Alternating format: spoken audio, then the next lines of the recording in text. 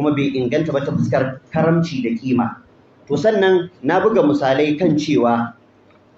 ana haihuwar makaskanta da wannan sifa, da haka ba zai yi ta zama an haifi annabi da ita ba. Shine abin da ake cewa kamar na buga misali, ba misali bane, ni korewa ne ba a haifi annabi da ita ba, kuma abin da yake tabbatar da kore ta samuwarta a makaskanta, shi kuma madaukaki ne, ba yadda za a yi ka haɗa makaskanci da madaukaki.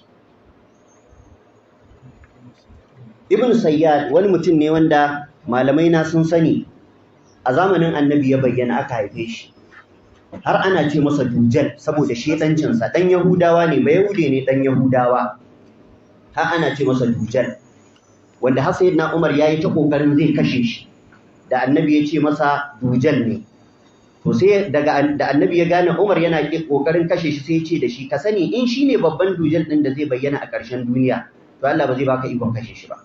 idan kuma ba shi bane to dan me